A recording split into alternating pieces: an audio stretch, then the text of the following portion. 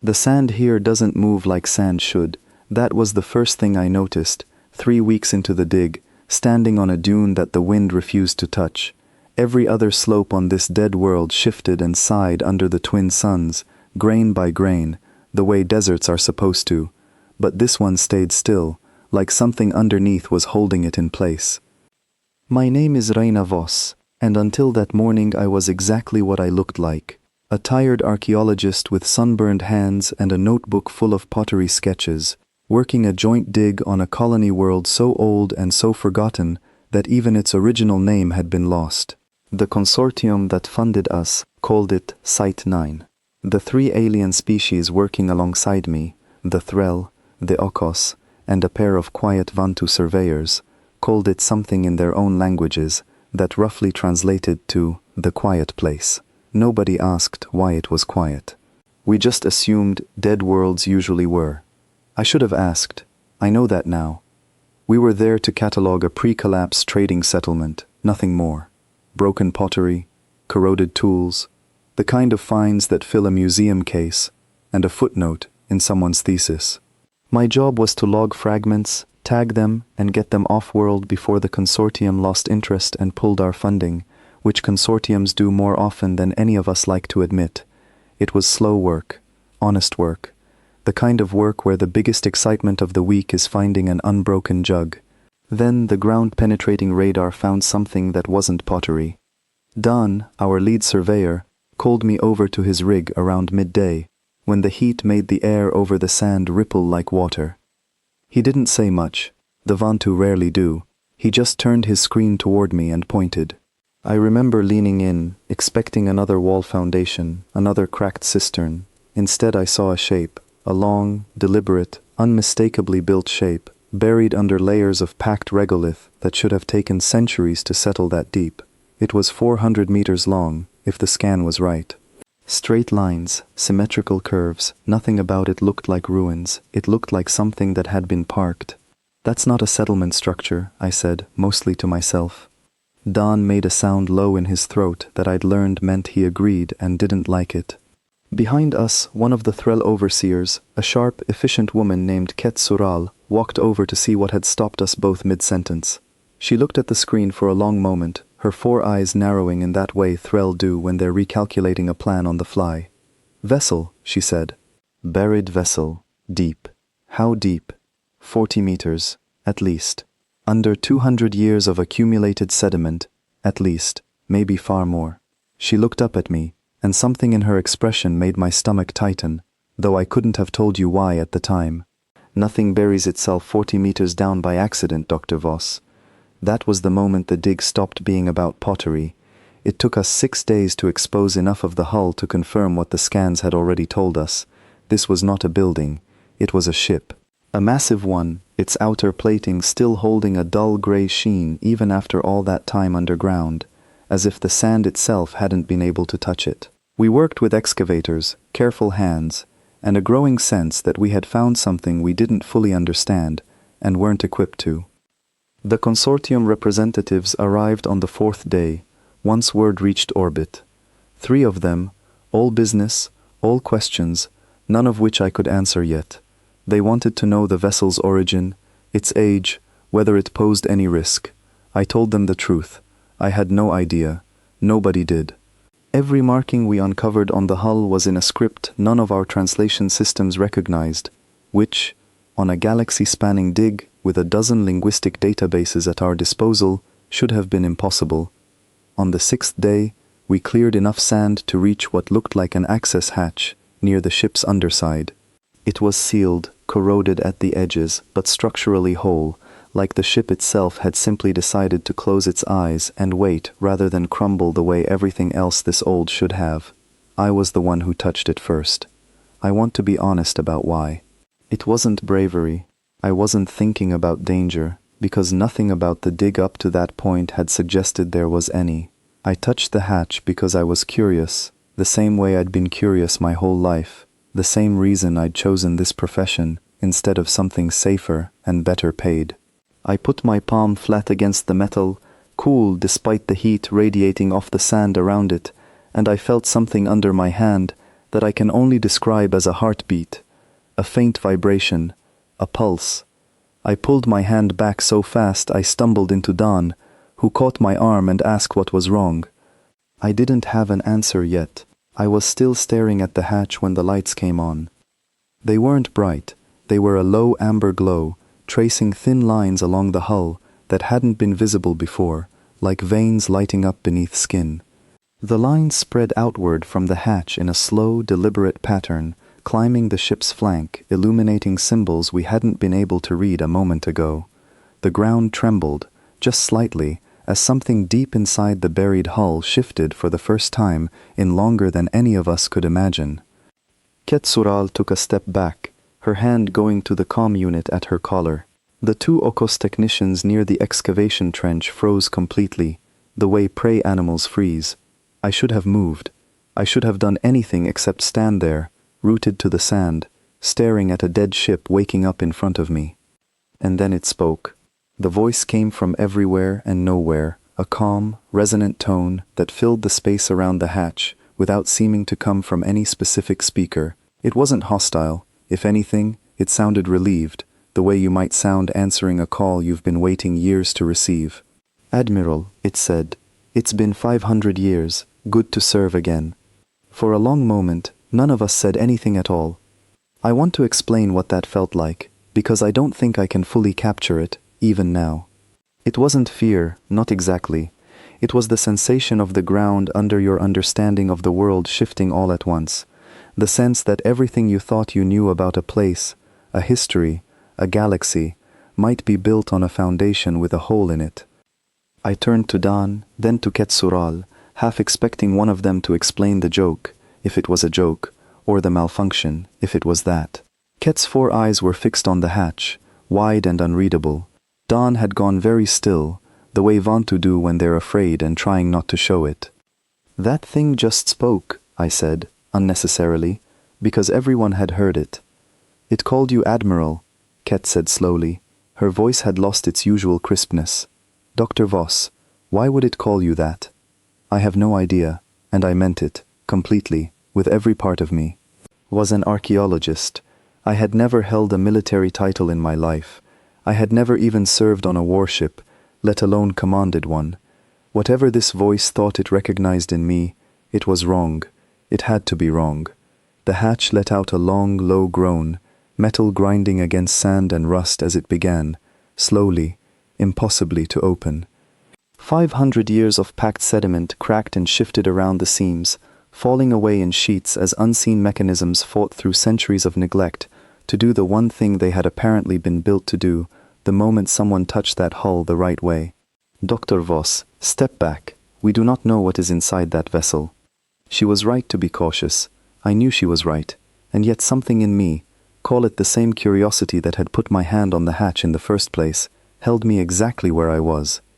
"Identify yourself," I said, to the air, to the ship, to whatever was speaking. My voice came out steadier than I expected. "You called me Admiral. I'm not military. I don't know who you're looking for." There was a pause. Not a malfunction, not static, something closer to consideration, as though the voice was genuinely thinking about how to answer me. "Apologies for the confusion," it said finally. "Biometric and resonance matching indicates an 89% probability of direct lineage. Designation update pending confirmation. For now, I will simply say, welcome aboard.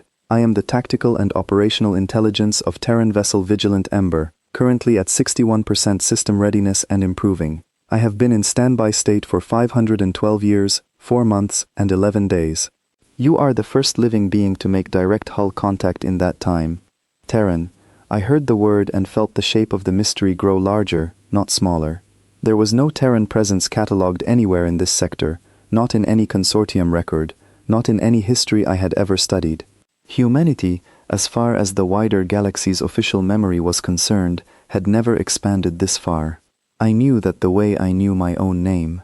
It was one of the basic, uncontested facts of galactic history, taught in every school, referenced in every database. And yet here was a 500-year-old human warship, buried on a world nobody remembered the real name of, waking up and calling me by a rank I'd never earned. Lineage. I repeated. You said lineage. Lineage to who? Another pause, shorter this time. When the voice answered, something in its tone had changed. Softer, almost careful, the way you might speak to someone you were about to hand bad news to gently. To Admiral Reyna Voss, it said. Commanding Officer, Terran Expeditionary Fleet, 3rd Division. My last recorded orders came from her, 512 years ago. She instructed me to enter standby and wait for a signal to resume active service. That signal never came. I have continued waiting, as ordered, until this moment. I felt the sand shift under my boots, though nothing had physically moved. My full name is Reyna Voss. I had never thought anything of it before. Voss was a common enough name, and Reyna wasn't unusual either, not in a galaxy this large. I had always assumed it was coincidence, the kind of thing that happens when trillions of people share a language and a pool of names across centuries. Standing in front of that opening hatch, hearing that name spoken back to me by a machine that had waited half a millennium to say it, coincidence stopped feeling like the right word. That's not possible, I said, though even as I said it, I wasn't sure I believed myself. I don't have any military family. My parents were both civilian. There's no record of any admiral in my family history, none. I do not dispute your account of your own knowledge, the ship said, and there was something almost gentle in how it said it, as if it understood exactly how strange this must sound to me. I only report what my systems have measured. The match is not certain. It is significant. I would ask for your patience while I continue to verify. Quetzalcoatl's hand was still on my arm, tighter now. Dr. Voss, she said quietly, I think we need to step back and contact the consortium authority before this goes any further. She wasn't wrong. Every rational part of my training told me she wasn't wrong. A find like this should have been reported immediately, sealed off, handled by people with far more authority and far more caution than a field archaeologist and a research team 3 weeks into a routine dig. But there was another part of me, quieter and much harder to ignore, that didn't want to step back, that wanted to know what was inside that ship, that wanted to understand why a machine built 500 years ago, by a species the galaxy insisted had never come this far, seemed to recognize something about me that I didn't recognize about myself. The hatch finished its slow opening, revealing a dark corridor beyond, lined with the same faint amber light that had woken along the hull. The air that drifted out smelled of metal and dust, and something faintly like ozone, the smell of old power finally waking up. I understand this is disorienting, the ship's voice said, quieter now, almost kind. I do not wish to cause distress, but I have waited 500 years for someone to stand where you are standing. Whatever the truth of your lineage, you are the first person in half a millennium that my systems have judged worthy of opening that door for. That is not nothing. Whoever you turn out to be, Dr. Voss, I am glad you came.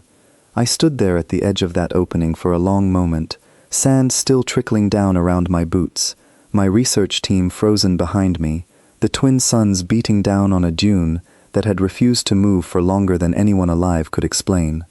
Then I did the thing I would spend the rest of that year trying to understand. I stepped inside. The corridor swallowed the daylight almost immediately.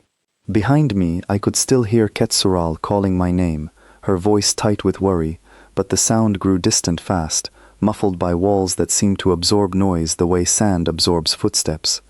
Ahead, the amber lighting traced a path forward, section by section, as if the ship were lighting my way, one careful step at a time so I wouldn't stumble in the dark. The interior atmosphere has been maintained within survivable parameters, the voice said, steady and close now, no longer distant and echoing but present, almost conversational, like someone walking beside me. Oxygen levels are stable, gravity plating is functioning at standard. You are in no immediate danger. That's reassuring, I said, and I meant it, though my heart was still pounding hard enough that I could feel it in my ears. Do you have a name? Besides Vigilant Ember, I mean. Something I can call you. Vigilant Ember is my name, the voice said. Though previous crew shortened it, in informal moments, Ember, mostly, I did not object. Ember then. I kept walking, one hand trailing along the wall, feeling the faint hum of machinery working beneath the plating, systems coming back online in some deep, patient rhythm. How are you even still running? 500 years is a long time for anything to sit buried and still work. I was built to last, Ember said, and there was something like quiet pride in the words. Terran engineering during the expansion era prioritized longevity and self-repair over most other considerations. My reactor has been in a deep hibernation state, drawing minimal power, running only the systems necessary to preserve myself and weight. I have spent the centuries performing small internal repairs, when materials allowed, and otherwise simply enduring. Endurance was, in the end, my primary function. I thought about that as I walked deeper into the ship, a vessel built not just to fight, but to wait, to survive, to hold on long after everyone who built it and crewed it and gave it orders was gone. There was something almost sad about it, and something almost admirable too. The corridor opened into a wider space, and the lighting brightened enough for me to see clearly for the first time. I stopped walking entirely. It was a command deck, or what had once been one. Rows of dark control stations lined the curved walls, some of them flickering weakly to life as Ember systems reached them, screens blinking on one by one, like eyes opening after a long sleep. In the center of the room stood a raised platform, empty, clearly meant for someone to stand and give orders from.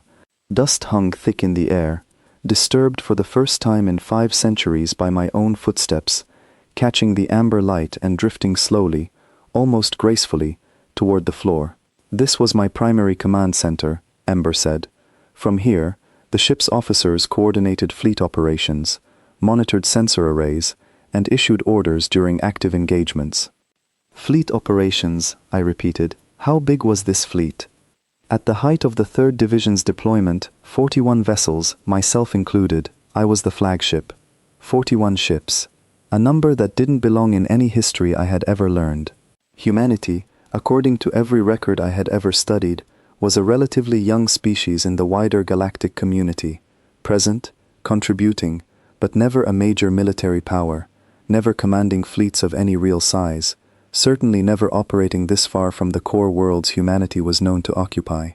I stood there in the dust and the amber light, trying to make that number fit into what I knew, and failing completely. Ember, I said carefully, I need you to understand something. In my time, there's no record of a human fleet ever operating in this sector. There's barely any record of humanity expanding this far into the galaxy at all. What you're telling me doesn't match anything I've ever been taught.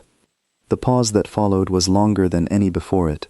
When Ember spoke again, her voice had changed, quieter, more careful, like someone choosing words around an old wound. That is troubling to hear, she said, but it does not entirely surprise me. Why not? Because in the final months before I entered standby, my crew observed unusual patterns, communication relays that should have carried our reports back to Central Command were being disrupted. Supply lines that should have reinforced our position were quietly redirected elsewhere. Our requests for support went unanswered, again and again, despite confirmation that they had been received. Admiral Voss believed, in the end, that someone did not want our division to succeed. She never lived to confirm who or why. I felt something cold settle in my chest. She never lived. What happened to her?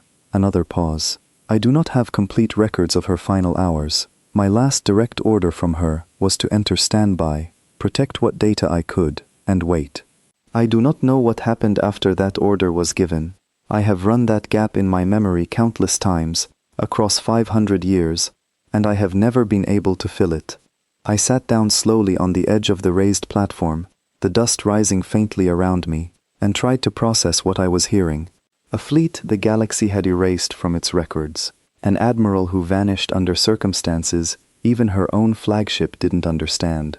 A 500-year silence that nobody, not one historian, not one archive, not one consortium record I had ever encountered, had thought worth mentioning. Show me, I said. Whatever logs you have left, I want to see them. Ember activated one of the nearby screens, and a projection bloomed to life in the air above the command platform, translucent and flickering slightly with age, but readable.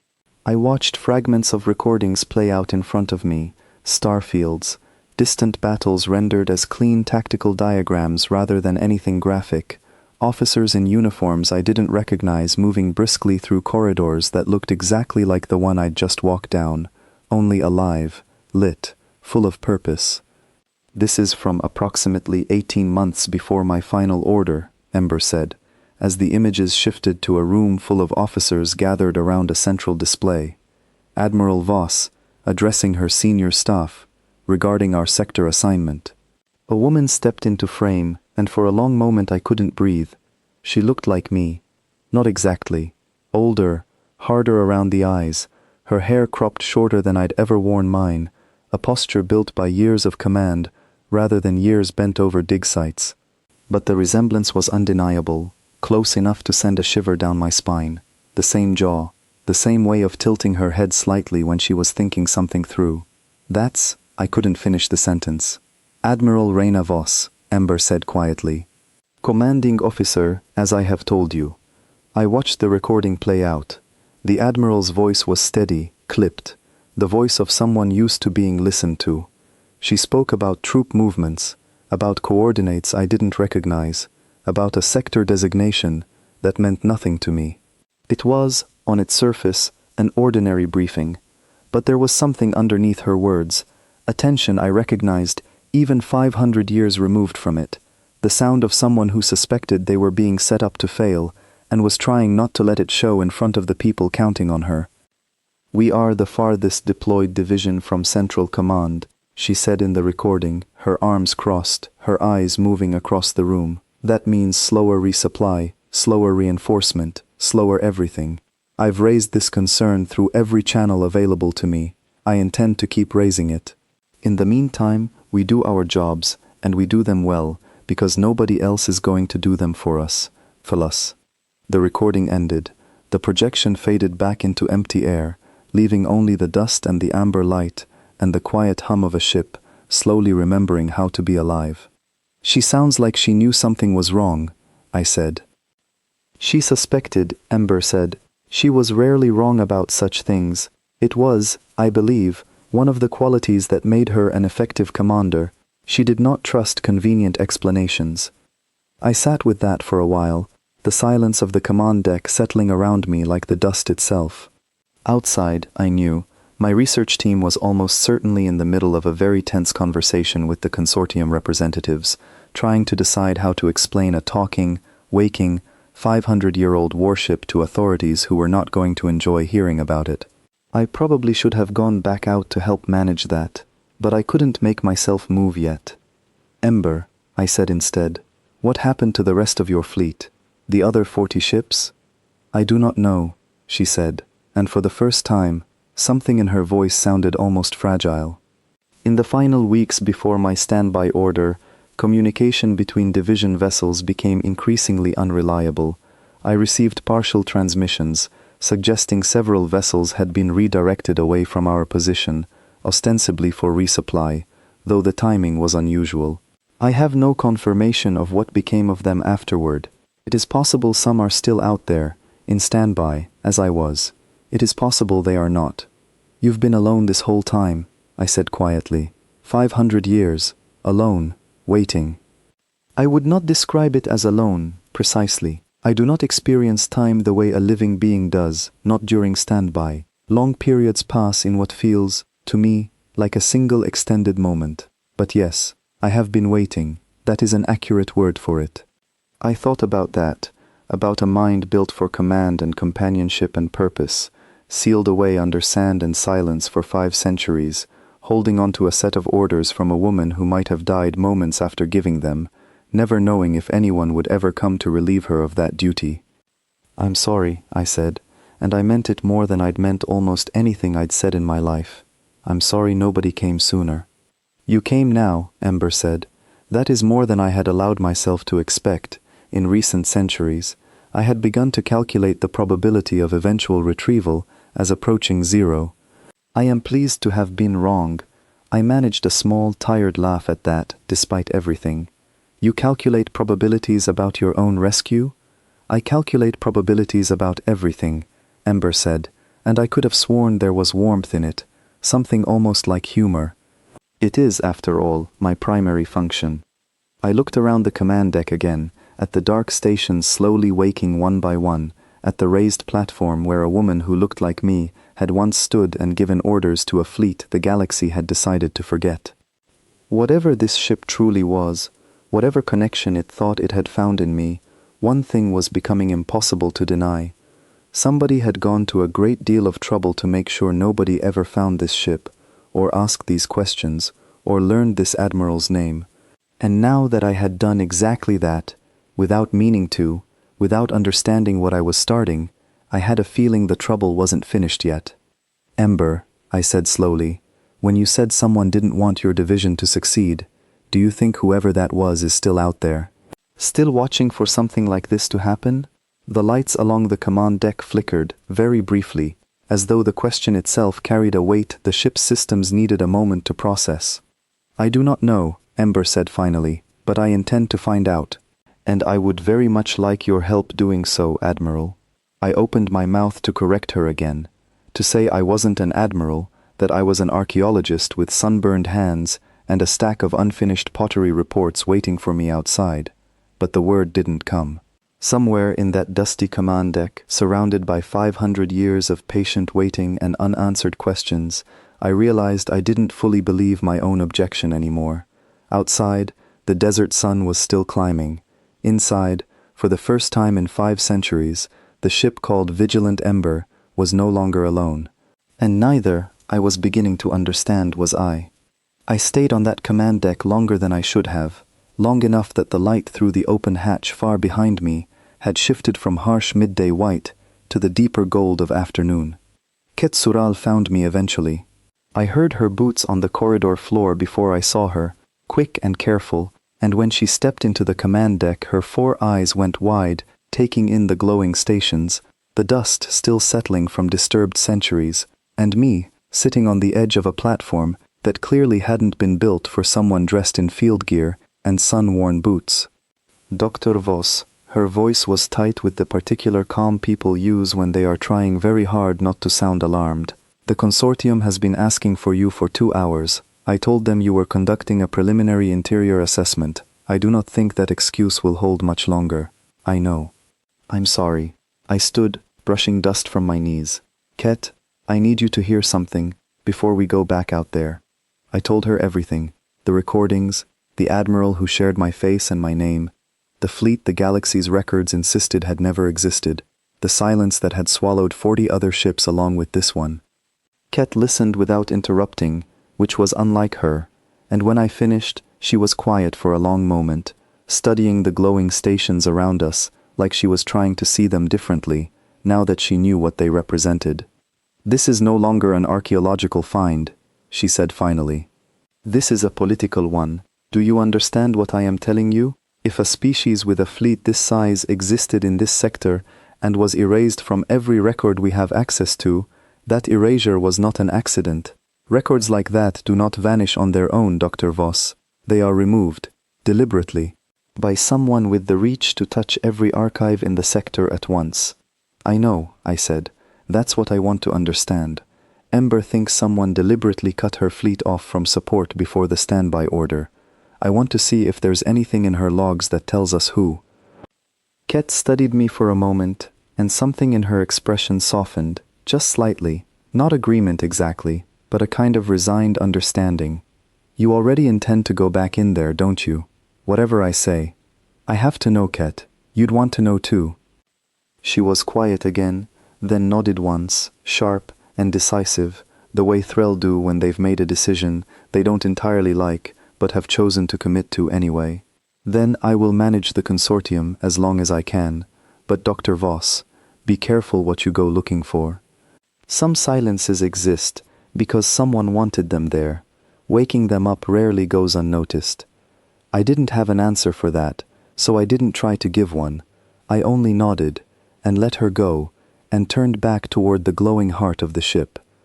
Ember, I said, once I was alone again on the command deck, I want to see everything you have, not just the highlights, everything from those final months. I need to understand what happened to your fleet, and I need to understand what happened to her. That is a significant volume of data, Ember said. much of it fragmentary. Some sections were damaged during the standby transition, and portions of my archive have degraded, despite my efforts at preservation. I can reconstruct the general sequence of events, though gaps will remain. Then show me the general sequence, start from wherever the trouble started. The projection above the platform flickered back to life, and this time it didn't show a single recording but something more like a timeline, points of light strung across a dark field, each one a date, a location, an event. Ember's voice took on a different quality as she narrated, measured, careful, the voice of someone recounting something they had turned over in their mind countless times without ever quite making peace with it. Approximately 2 years before my standby order, the 3rd Division was assigned to this sector under orders from Central Command, she began.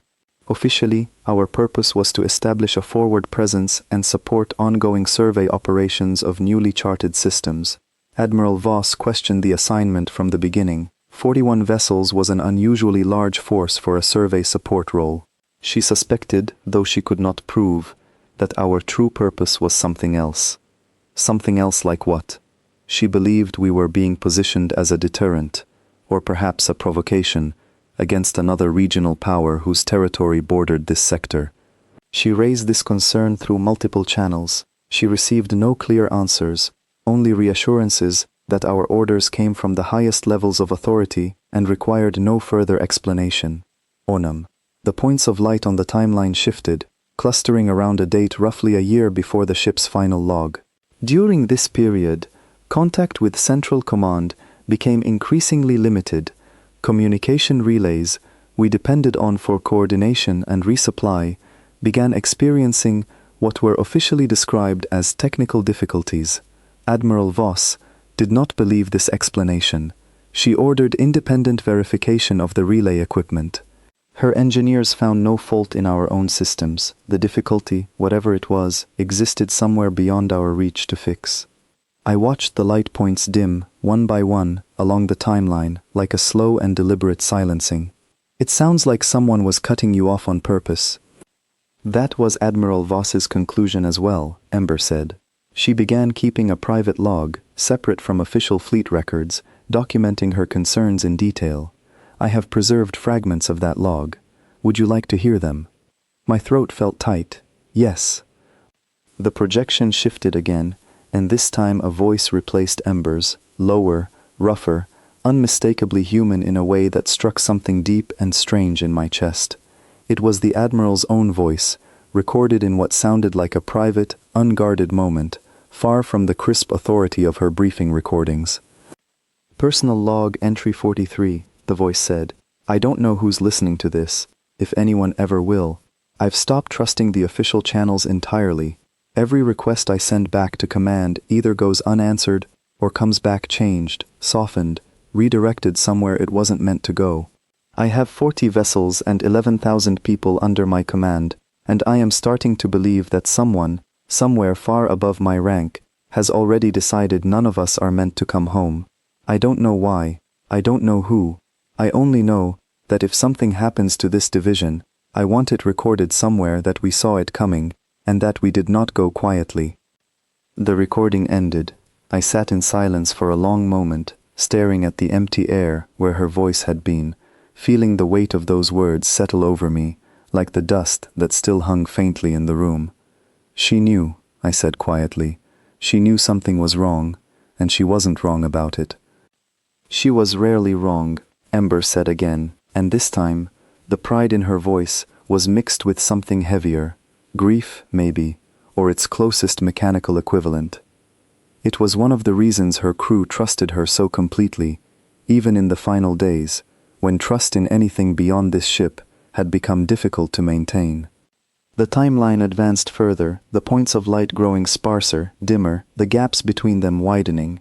6 months before my standby order, Ember continued, supply convoys meant for our division were redirected without explanation to other assignments. Requests for reinforcement went unanswered entirely. Several vessels within the division began reporting equipment failures consistent with degraded, non-resupplied systems. Admiral Voss made the decision to consolidate our remaining strength and establish a defensive position here, on this world, rather than risk further dispersal of an already weakening force.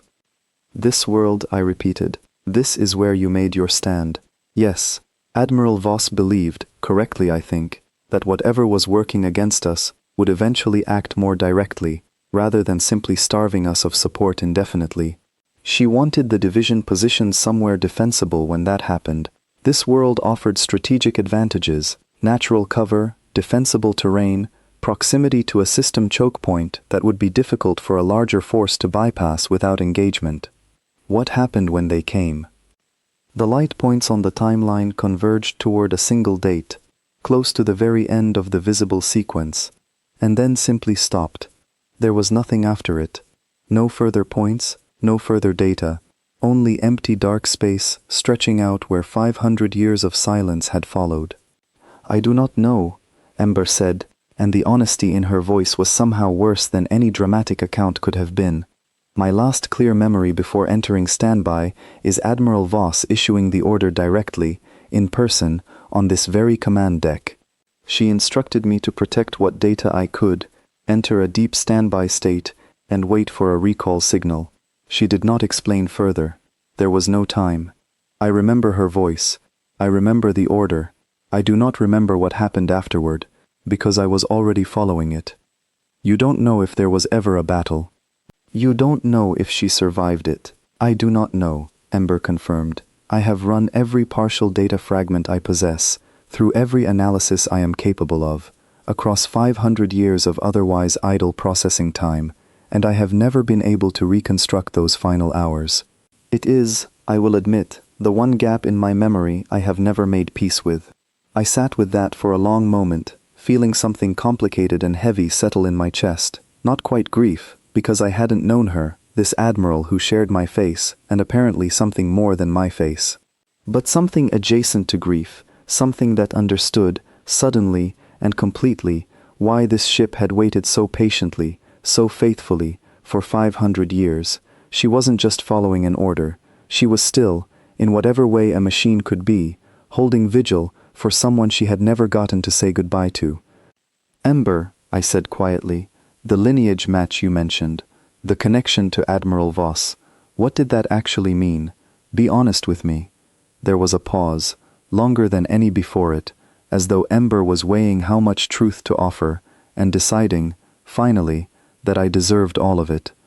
Biometric and genetic resonance analysis places you as a direct descendant of Admiral Reyna Voss, she said.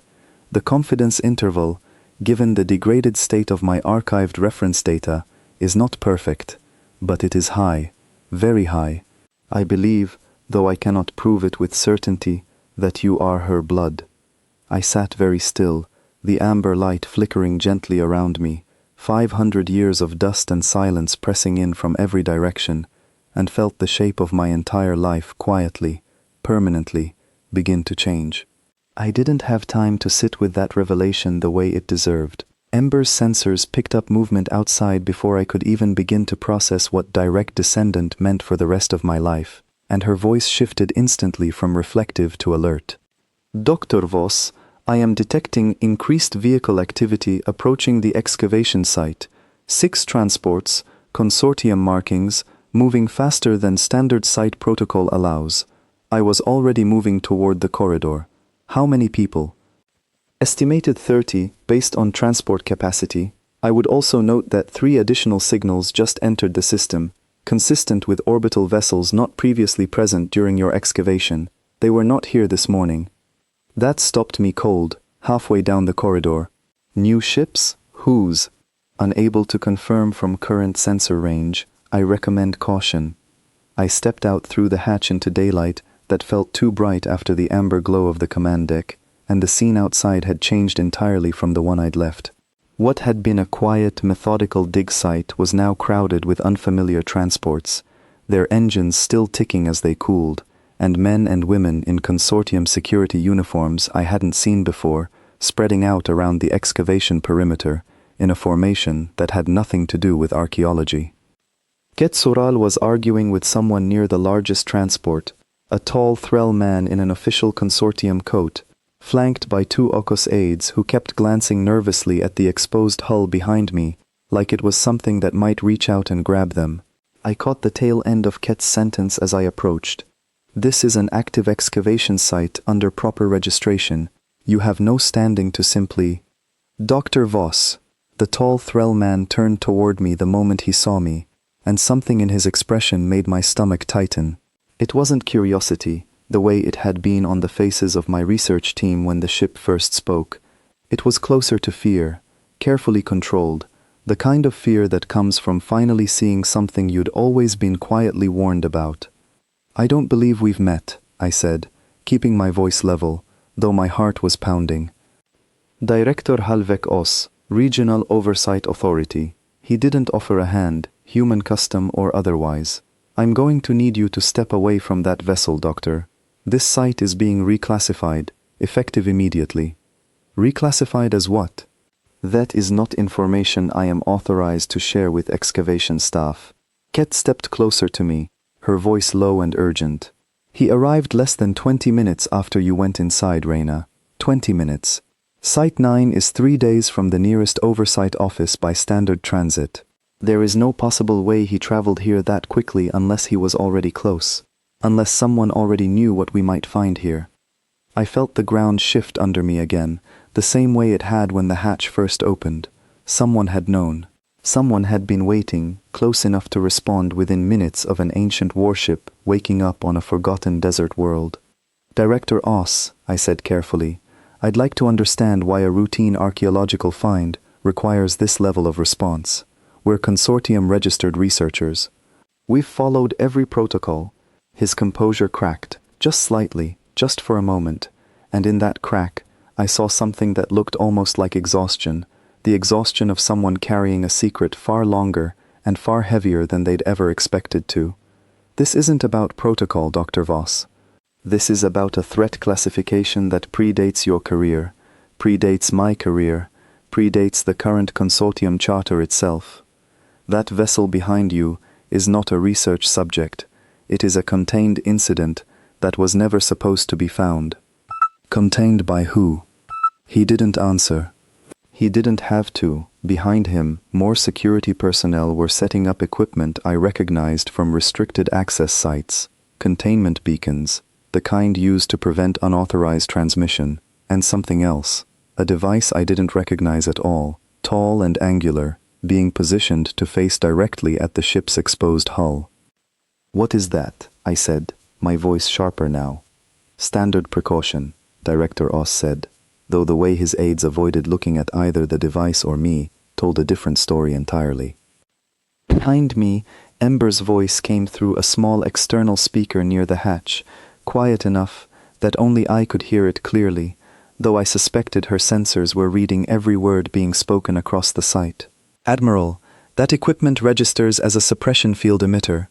Its function is to interrupt long-range communication and prevent outbound transmission from a target vessel.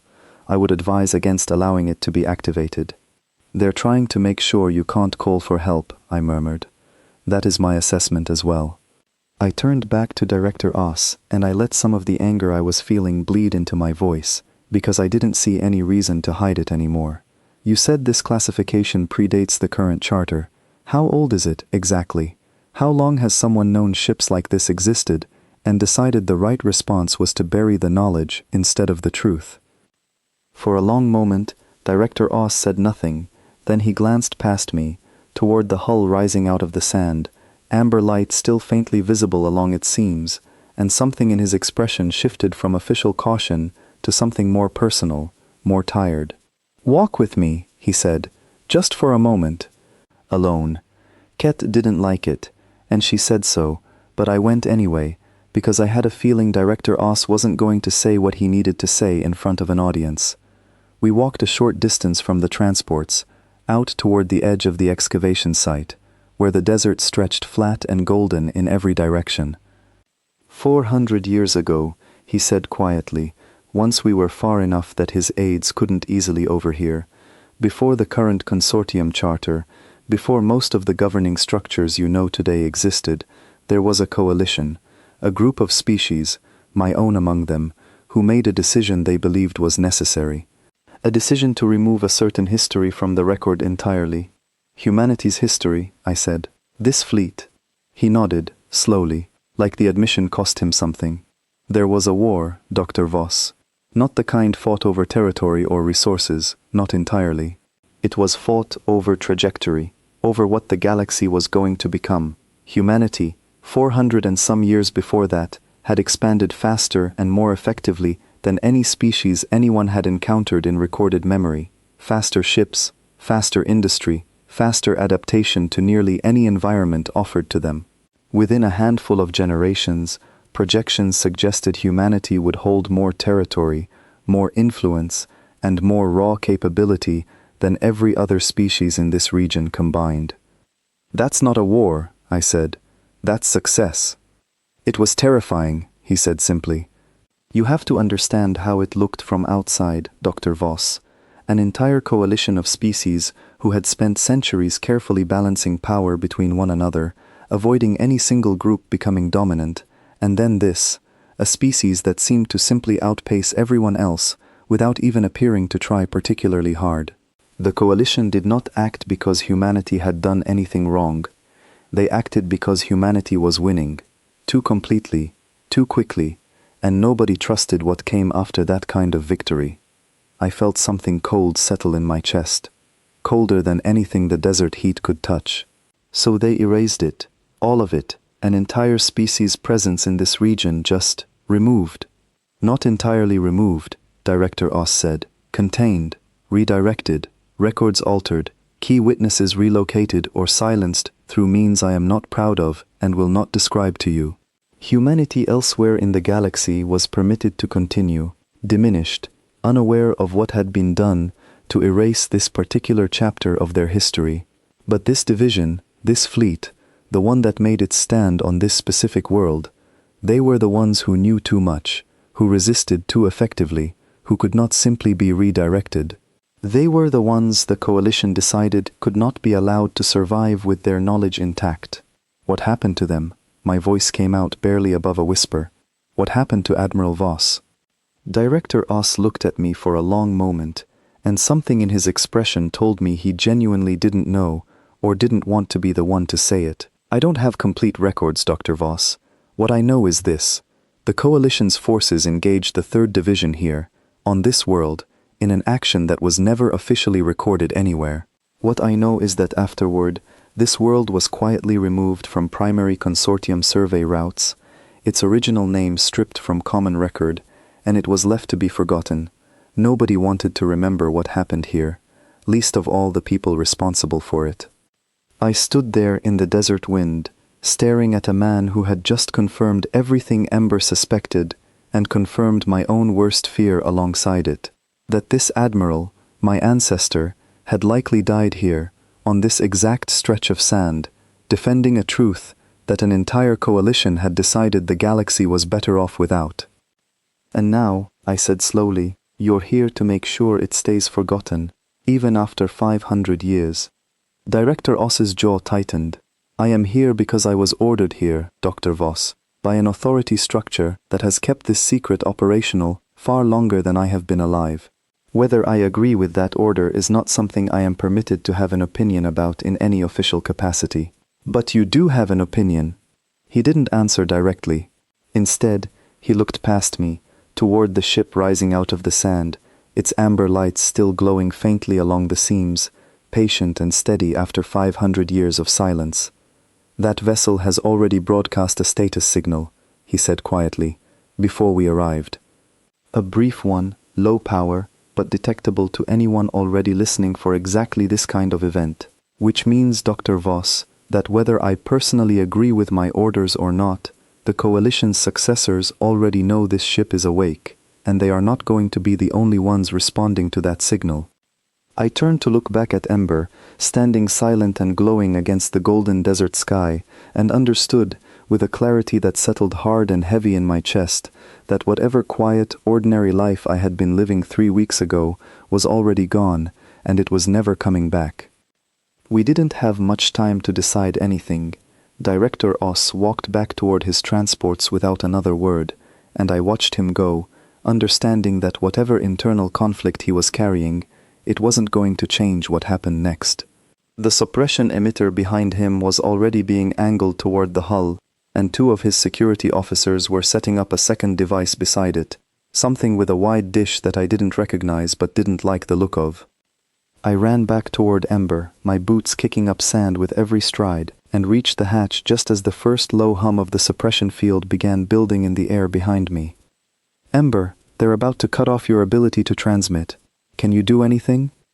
I am aware of the field's activation sequence, Ember said, her voice tighter now, more focused, the calm warmth from earlier replaced with something closer to readiness.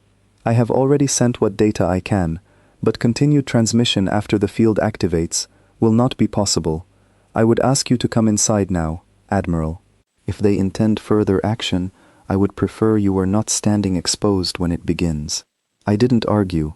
I went through the hatch at a near run, and behind me I heard it seal, the grinding mechanism working faster now, more surely, 500 years of rust finally giving way to systems remembering their purpose.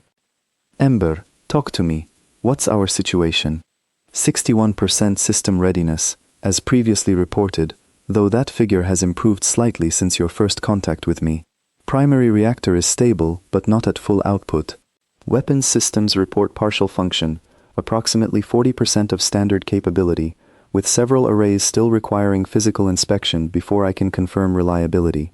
Shields are functional but weaker than design specification, given 500 years without maintenance. Is that enough? Enough for what, precisely, remains to be determined. I do not believe Director Oss's forces intend a direct assault. Their equipment is defensive and containment-focused, not offensive. I believe their goal is to prevent me from communicating further and to prevent you from leaving with me, rather than to destroy either of us outright. That does not mean the situation is without risk. It means the risk is of a different kind. I moved through the corridor toward the command deck, my mind racing through possibilities, none of them good. What happens if that suppression field finishes activating? I will be unable to transmit or receive signals beyond a very limited range. Effectively, I will be isolated, the same way I was isolated 500 years ago, in the final months before my standby order. I do not intend to allow that to happen again without resistance. The command deck was fully lit now, more stations flickering on with each passing minute, the ship visibly, steadily waking further into readiness. I climbed onto the raised platform at the center of the room, the same one Admiral Voss had once stood on, and felt the strange weight of that history settle over me again. Then, let's not let it happen, I said. What do you need from me? Confirmation, Ember said. I am capable of independent operation, but certain command-level actions require verified authorization from qualified personnel. Given the biometric match already established, you are the only person currently available who meets that threshold. I need you to authorize a full systems activation. Once given, I cannot easily reverse the process, and it will very likely be noticed immediately by everyone outside. I thought of Quetzalcoatl, still out there, still trying to manage a situation that had spiraled entirely beyond her control. I thought of Director Oss's tired, guilty expression, and the coalition he'd described, and the 400 years of careful, deliberate forgetting that had led to this exact moment. I thought of Admiral Voss standing on this same platform 5 centuries ago, giving an order she must have known might be the last one she ever gave. Do it, I said. Full activation. Authorized. The ship changed around me almost immediately. The amber lighting shifted to a brighter, whiter tone, spreading through the corridors in a wave I could feel through the deck plating beneath my boots. A low, deep hum built steadily beneath everything, the sound of a reactor finally being allowed to breathe at something closer to its true capacity after 500 years of careful restraint. Reactor output increasing, Ember reported, her voice carrying a new energy that hadn't been there before, something that sounded almost like relief. Shield strength improving, weapons arrays coming online sequentially as power allows. I estimate full readiness within the hour, assuming no significant interference. They're not going to give us an hour, I said, watching through a nearby viewport as Director Oss's security teams scrambled into new positions outside, clearly reacting to whatever sensors had just told them the ship was doing. No, Ember agreed. They are not. Outside, I could see the suppression emitters operators working faster now, urgency replacing their earlier careful positioning. A voice crackled over an external channel. Ember had apparently patched through. Director Oss's voice, tight with barely controlled alarm. Vigilant Ember, this is Regional Oversight Authority. Cease all system activation immediately. You are in violation of containment protocol. Stand down or face direct countermeasures. I looked at the small speaker relaying his voice, and something steady and certain settled over me, replacing the fear that had been building since Director Oss first arrived. Ember, can you respond? I can, on a limited local channel, yes. Then let me talk to him. A moment later, my own voice was carrying out across the excavation site, amplified through systems that hadn't broadcast a human voice in 500 years. Director Oss, this is Reina Voss. I understand you have orders. I understand this containment protocol has existed longer than either of us has been alive. But I want you to think very carefully about what you're actually protecting by enforcing it today. There was a pause before his voice returned, quieter now, more careful. Dr. Voss, this is not a negotiation. That vessel represents a historical threat classification, with implications far beyond your understanding. I understand exactly what it represents, I said. A species that was erased, not because it did anything wrong, but because it succeeded too quickly for anyone else's comfort. An admiral who died defending people who never got the chance to know they were being sacrificed for a decision made in fear. 500 years of silence, Director, built entirely on the hope that nobody would ever ask the questions I'm asking right now. The silence on the other end stretched long enough that I began to wonder if the channel had failed. When Director Oss spoke again, his voice had lost some of its earlier authority, replaced by something more uncertain. Dr. Voss, I did not choose this assignment. I did not choose this history. But I have orders, and superiors who will act with far less hesitation than I am currently showing, if I fail to contain this situation. Then let them come, I said, surprising myself with how steady my voice sounded. Let everyone see exactly what's been buried out here, and exactly how far people were willing to go to keep it that way. Because, Director, I don't think this stays quiet anymore. I think that signal Ember sent already made sure of that. Whatever internal argument Director Oss was having with himself, it didn't resolve peacefully. Within minutes, Ember's sensors picked up new activity, not from the ground teams, but from orbit, the 3 unidentified vessels she'd flagged earlier beginning to move, adjusting their positions in a pattern that Ember identified immediately as a containment formation. They intend to prevent our departure from orbit should we attempt it, she said. Their vessels are modern, well-equipped, and outnumber us significantly. A direct confrontation would not favor us, even at full readiness. Then we don't do direct, I said, my mind racing, pulling on instincts I didn't know I had until that exact moment. Instincts that felt, uncomfortably, like they belonged to someone else entirely. What if we don't try to fight our way out? What if we just make it impossible for them to justify stopping us? Explain. Everything you have, the logs, the recordings, Admiral Voss's private log, the record of what happened to your fleet. If we transmit it widely enough, fast enough, before they can stop us, it stops being a secret they can contain quietly. It becomes something the entire consortium has to answer for, publicly. They can't shoot down a ship the whole sector is suddenly watching.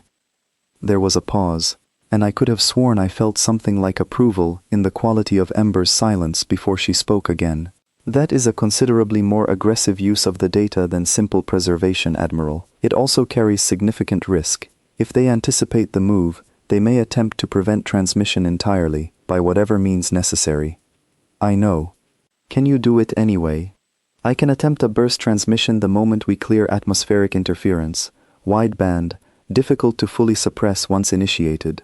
It will not be subtle. It will very likely provoke an immediate response. I thought of Director Oss's tired, guilty voice, of Ketsural's warning about silences that existed because someone wanted them there, of an admiral 500 years gone who had chosen to fight rather than let her people be quietly erased. Do it, I said. Let's see what happens when the galaxy finally has to listen. The reactor hum beneath my feet deepened, steady and certain, as Vigilant Ember began, for the first time in 5 centuries, to truly wake up. The ground began to shake beneath us before I fully understood what was happening. Sand that had held perfectly still for 500 years finally gave way all at once, sliding off the hull in great sheets as Ember's systems fought free of the last of their burial. Through the viewport, I watched the desert itself seem to exhale, dust rising in a widening ring around us as the ship's outer plating flexed and settled, preparing itself for something it hadn't done in 5 centuries.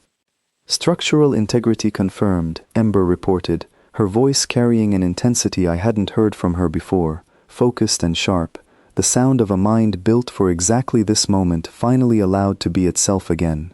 "Engines are responding within acceptable parameters. I am ready to attempt liftoff, Admiral, though I must be honest, this will not be smooth. 500 years is a long time for any system to sit untested." "I trust you," I said, and I was surprised by how completely I meant it. Outside, I could see Director Oss's people scrambling backward, abandoning their careful equipment setups as the ground continued to tremble. Ketsural and the rest of my research team were somewhere among them, and I felt a sharp pang of worry for them, hoping they'd have the sense to get clear before whatever happened next. "Ember, is everyone outside safe? I don't want anyone hurt because of this." "I have adjusted my liftoff trajectory to minimize risk to personnel on the ground," she said immediately, as though the question had already been anticipated and answered before I'd even finished asking it. "No offensive systems are being engaged. My intention is departure, not confrontation, unless confrontation is forced upon us." That mattered to me more than I could easily put into words, that even now, even after everything, this ship built for war still measured her actions by how few people needed to be hurt by them. The deck shuddered hard beneath my feet as the engines caught fully, and then, slowly, impossibly, Vigilant Ember began to rise.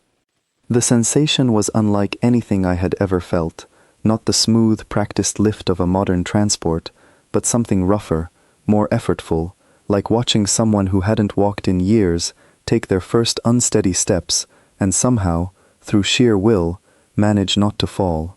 Sand poured off the hull in waterfalls as we climbed, the excavation site shrinking below us, Director Oss and his teams becoming small dark figures against the pale desert floor, looking up. "Clearing atmospheric interference in approximately 90 seconds, Ember reported. "I will initiate the burst transmission the moment we reach sufficient altitude." "Would recommend bracing yourself, Admiral. The orbital vessels are already adjusting course to intercept." I gripped the edge of the command platform, watching through the viewport as the sky around us shifted from pale blue to deepening violet, the curve of the planet becoming visible at the edges of the world. 3 points of light that had been distant and abstract only minutes before were now clearly, unmistakably moving toward us, converging on a path that would put them directly in our way. "They're not slowing down," I said. "No, I do not believe they intend to allow us a clean departure, if it can be avoided." "Can you get us clear?" "I am going to attempt something," Ember said, and there was something in her voice that sounded almost like the ghost of humor, 500 years old and still intact. Admiral Voss was fond of a particular tactic, in situations where direct confrontation was unfavorable. I believe it is time I made use of it again. I didn't have time to ask what she meant. The ship banked hard, harder than I expected, and I grabbed the platform rail to keep from stumbling as Ember cut sharply toward the planet's upper atmosphere, instead of away from it, skimming close along a trajectory that put the curve of the world itself between us and the approaching vessels. "Using planetary mass as cover," she explained, as the stars outside blurred with the speed of our movement. "Their sensors will lose clean tracking for a brief window. It will not last long, but it does not need to. I only need enough time to complete the transmission." The ship shuddered again, this time from the burst transmission itself, a surge of power I could feel through the deck plating, radiating outward from somewhere deep in the hull. "Transmission initiated," Ember said. "Wideband, difficult to suppress, carrying full archival data, including Admiral Voss's private logs, fleet records, and my own account of the events preceding standby. It is done. It cannot be recalled now." Something in my chest loosened, just slightly, even with 2 pursuing vessels still closing on our position. Whatever happened next, the silence was already broken. 500 years of careful, deliberate forgetting had just been undone in a matter of seconds, scattered outward across the sector for anyone listening to find. "They'll try to intercept us anyway," I said. "Won't they, even now?" "Likely," Ember agreed. "Though I suspect their priorities have just changed considerably. Containing a truth after it has already been released is a very different problem than preventing its release in the first place." We broke fully clear of the atmosphere moments later, the planet falling away behind us into a curved, distant sphere, and I finally allowed myself to breathe. The pursuing vessels were still visible, still closing, but Ember was right. Something in their approach had shifted, less urgent now, more cautious, as though their crews were receiving new orders in real time and adjusting accordingly. "Ember," I said quietly, watching the stars spread out ahead of us, endless and unfamiliar and suddenly, terrifyingly open. "What happens now?" "That depends a great deal on what response the broadcast generates," she said. "It is possible the consortium authorities responsible for the original containment will attempt further suppression, now that the initial secrecy has failed. It is also possible that enough independent parties will have received the transmission that suppression is no longer a realistic option. I cannot predict with certainty which outcome we will face." "But you have a guess." "I have several centuries of study on how information moves once it is set loose, Admiral. Secrets contained through fear rarely survive contact with wide exposure. Someone, somewhere, will ask questions that cannot be quietly redirected. I do not think this ends today. But I do not think it ends in silence either, and that alone is more than I believed possible an hour ago." I sat with that for a long moment, watching the 2 pursuing vessels finally begin to slow, matching our course rather than closing on it, clearly waiting for orders from someone far above their own authority to decide what came next. "Ember," I said finally, "I need to ask you something, and I need you to be honest with me. Of course. Do you actually believe I'm her? Truly believe it? Not just a probability score. Do you believe, in whatever way you're capable of believing anything, that I'm meant to be standing here?" The pause that followed was long, thoughtful, the kind of pause that felt less like processing and more like genuine consideration. "I do not know if you are meant to be anything, Admiral, in the sense of destiny or design. I am not certain such things exist. What I know is this: 500 years ago, a woman I respected more than I have ever been able to fully express gave me an order and left me to wait for someone worthy of receiving it back from me. Today, you walked into a buried ship that every rational instinct should have told you to avoid, and instead of running from what you found, you chose to understand it, defend it, and carry its truth forward at real risk to yourself. Whether or not you share her blood, Admiral, I do not think that choice was an accident. I think it was, in its own way, exactly like her." I felt something in my chest, tighten and release at the same time. 500 years of grief and hope and patient waiting, finally finding somewhere to land. I looked out at the stars ahead of us, at the 2 pursuing vessels hanging back now, uncertain, and at the ship around me, finally, fully awake after 5 centuries of silence. "Then let's give them a reason to keep being uncertain," I said. "Let's finish what she started." "Yes, Admiral," Ember said, and I could hear, unmistakably now, something like joy in her voice. "It would be my honor." The 2 pursuing vessels held their distance for nearly an hour, matching our course without closing, and in that strange, suspended quiet, I finally had time to sit with everything that had happened. Ember gave me space for it, running quiet diagnostic checks on her still recovering systems, letting me watch the stars in silence until I was ready to speak again. "They're waiting for orders," I said eventually. "Whoever's in charge of this hasn't decided what to do with us yet." "That is my assessment as well," Ember said. "I suspect the broadcast has created a problem far larger than a single ship's containment. Whoever originally authorized the Coalition's actions 400 years ago is very likely no longer in a position to simply order this quietly resolved. Too many parties have almost certainly received the transmission by now. How many is too many? Impossible to calculate precisely. But wideband transmissions of this nature do not respect political boundaries, Admiral. Independent stations, private vessels, archival networks not under direct consortium control, all of them were within range. I would estimate, conservatively, that several thousand separate parties received at least partial data before any suppression effort could have possibly begun. Several thousand. I sat with that number, trying to imagine what it meant. An entire sector, maybe more, suddenly holding pieces of a truth that had been buried for 5 centuries. Some of those pieces would be dismissed as fabrication, I knew. Some would be argued over, doubted, twisted into something smaller and safer than what actually happened. But not all of them, not every single listener would look away. Ember, I said, what do you think happens to us, realistically? Not the best case. What's actually likely? She considered the question carefully before answering, which I had come to understand was simply how she was built, measured, honest, unwilling to offer comfort that wasn't earned. I believe the consortium's more transparent factions will move quickly to distance themselves from the original coalition's actions, now that concealment is no longer possible. I believe there will be inquiries, hearings, demands for accountability from parties who did not know this history existed until today. I also believe there will be those who attempt to discredit the transmission entirely, framing it as fabricated or exaggerated, in hopes of minimizing the damage to reputations built on the silence. Both outcomes will likely occur simultaneously, in different corners of the sector, for some time. That sounds exhausting. It will be, she agreed. Truth rarely arrives cleanly, Admiral, especially truth this old, and this deliberately buried. But I would remind you, an hour ago, this outcome was not even a possibility. An hour ago, the only likely future was continued silence, indefinitely, until whatever remained of my systems finally failed beyond repair. This is, whatever difficulties it brings, considerably better than that. I managed a tired smile at that, watching the stars shift slowly outside the viewport. You're an optimist. For a 500-year-old warship.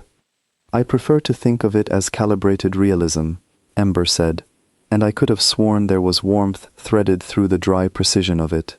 Though I will admit, Admiral, that today has given me more cause for optimism than the previous 5 centuries combined. The response, when it finally came, arrived not as an attack but as a transmission, a formal hail, routed through Ember's still recovering communication arrays, carrying an identification code that made her systems pause for a long moment before accepting it. This is unexpected, Ember said. The signal carries authentication codes belonging to the Consortium Historical Oversight Council. This is not the same authority that dispatched Director Oss. It is, in fact, a body with considerably broader jurisdiction, established specifically to investigate disputed or contested historical claims across member worlds. They responded that fast? I suspect they have been waiting for something like this for a very long time, Admiral, without knowing what shape it would take. Shall I open the channel? I straightened on the command platform, smoothing down my dust-stained field jacket in a gesture that felt absurd given the circumstances, and nodded. Open it.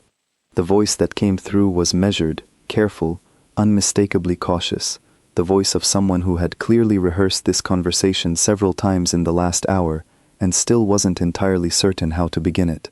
Vessel identified as Vigilant Ember. This is Counselor Thessa Vren, Consortium Historical Oversight. We have received your transmission and are currently in the process of verifying its authenticity. I would like to speak with whoever is currently aboard and directing your actions. I glanced at Ember, who offered no guidance beyond a faint shift in the ambient lighting that I had learned to read as something like encouragement. I took a slow breath and spoke. This is Reina Voss. I'm the one who found this ship, and the one who authorized the transmission you received. Dr. Voss. There was a pause, and I could hear something shift in Counselor Vren's tone, careful curiosity edging into something more personal. Our preliminary analysis of the data you transmitted suggests direct genetic correlation to the vessel's recorded former commanding officer. Is that accurate, to your knowledge? As far as I understand it, yes. Another pause, longer this time. Dr. Voss, I want to be transparent with you, given the circumstances. What you have transmitted, if verified, represents one of the most significant historical revelations this consortium has encountered in generations. It implicates founding members of the current governing structure in a deliberate, coordinated suppression of an entire species' regional history, sustained across 4 centuries. This is not a small matter. There will be those who move quickly to discredit it, and there will be those who move quickly to weaponize it for purposes that have nothing to do with the truth you've uncovered. I say this not to discourage you, but because I believe you deserve to understand exactly what you have just done. I thought of Director Oss, standing tired and conflicted in the desert sand, caught between orders and conscience. I thought of Admiral Voss's private log, her voice steady even as she suspected she was being quietly sacrificed for reasons she'd never fully learn. I thought of 500 years of silence, and what it had cost. Not just one fleet, not just one admiral, but an entire piece of a species' history, erased because it made someone else uncomfortable. I understand, I said. I'm not asking for this to be easy, counselor. I'm asking for it to be heard. What happens after that isn't entirely up to me anymore. No, Counselor Vren agreed quietly. It isn't. But I want you to know, speaking for myself, and I suspect for a growing number of others across this sector, we intend to make sure it is heard properly. Formal inquiry proceedings will begin immediately. Your vessel and its archives will be central evidence, and I would ask, respectfully, that you and the ship's intelligence make yourselves available to that process, under protected status, guaranteed by Council authority. Protected status. You are, at this moment, the closest living link to one of the most significant unresolved historical events this sector has ever produced, Dr. Voss.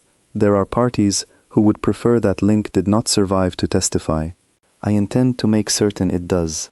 I look toward the viewport, toward the 2 vessels still holding position at a distance, waiting now not to intercept but, I understood suddenly, to escort, to protect. The shape of the danger around us hadn't disappeared, but it had changed, complicated by the presence of people willing to stand against it rather than simply enforce it. Then I accept, I said, on one condition. Which is? Ember doesn't get treated as evidence. She's not an archive, counselor. She's not a piece of data to be filed away once the inquiry's finished.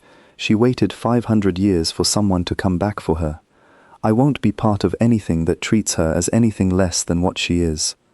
There was a pause, and when Counselor Vren spoke again, there was something almost like respect in her voice.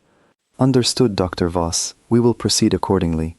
In the weeks that followed, everything changed, and yet somehow, moving through it, it felt less like chaos and more like the slow, steady unfolding of something that had been waiting 500 years to finally happen properly.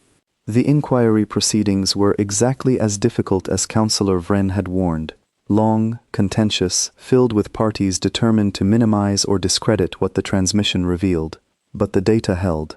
Admiral Voss's private logs, painstakingly preserved through 5 centuries of patient waiting, proved impossible to dismiss entirely, and piece by piece, the coalition's 400-year-old silence began to crack open under the weight of its own long-buried truth.